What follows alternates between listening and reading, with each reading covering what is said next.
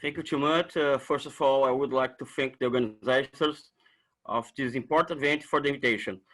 I'm honored to be beside the great scholars and activists from different countries. I send a brotherly hug to my friends Fiona Edwards and John Ross and the Chiao Collective, and the great Indian Marxist scholar Vijay Prashad.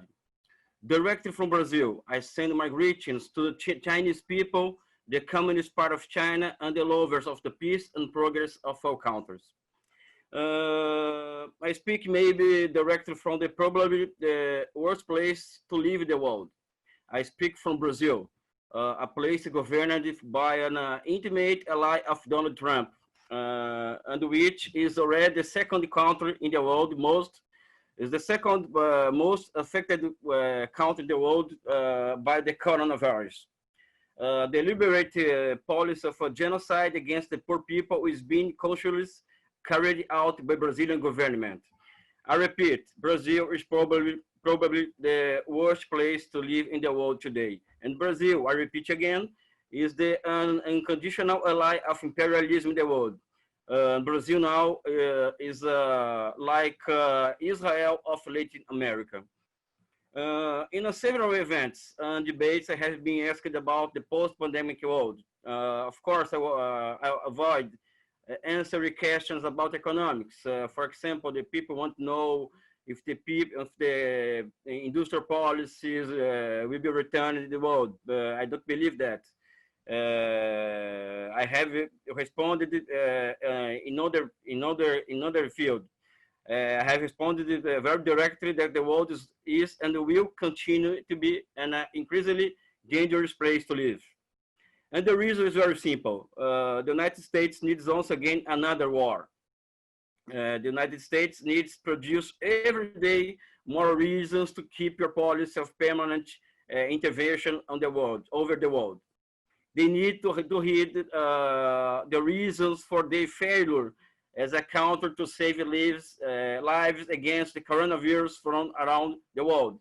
And the United States must keep and promote chaos in the world as a means of maintaining its power. China made a major and biggest social revolution of all times 70 years ago, 71 years ago. And since then have been gaining more and more respect and admiration around the world.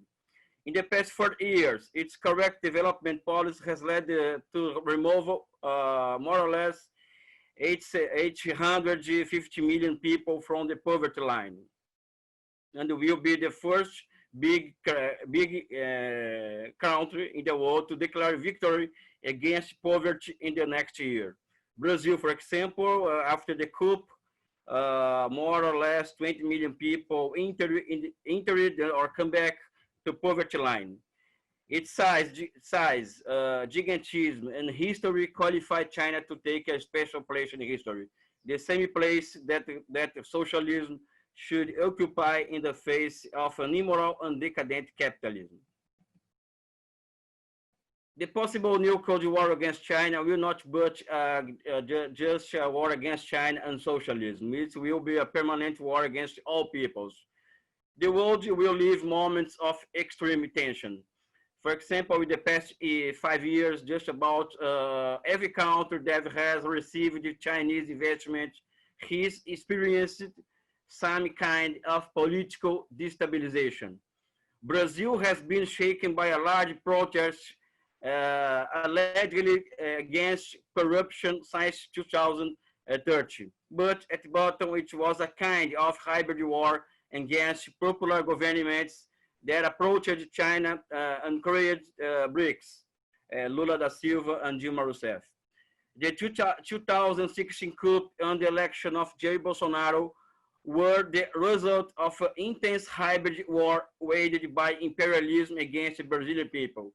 It's evidently against the growing Chinese influence in Latin America. The moment is very serious. Imperialism has promoted on my continent a series of events that must be seen as part of this new Cold War.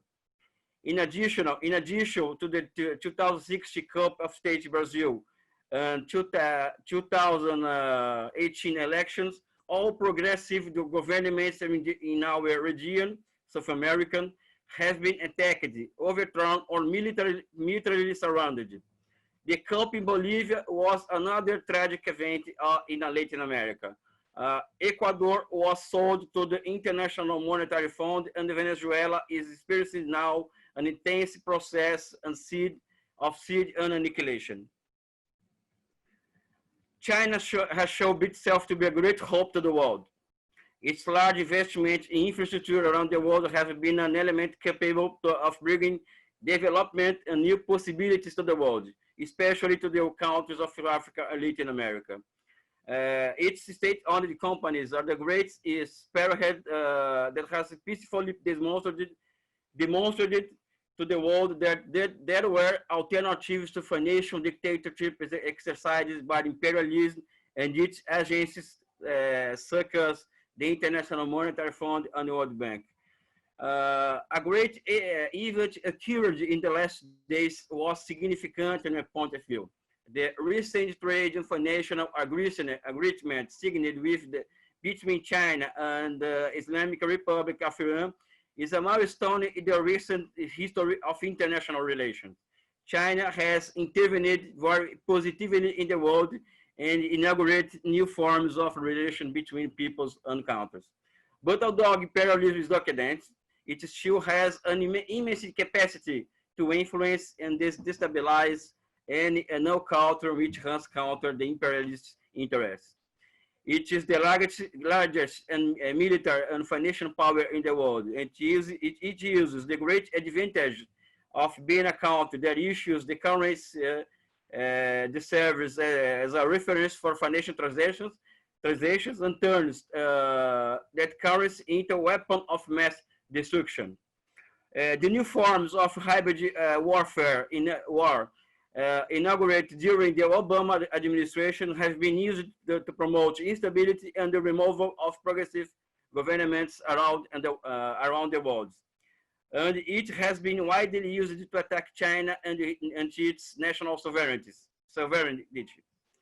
Let's make from this great meeting a great call to progressives from over the world in the order to join forces against a new era of aggressions promoted by imperialism around the world. No, and the new Cold War is no, and the new Cold War is not a great need for the present time. Thank you too much.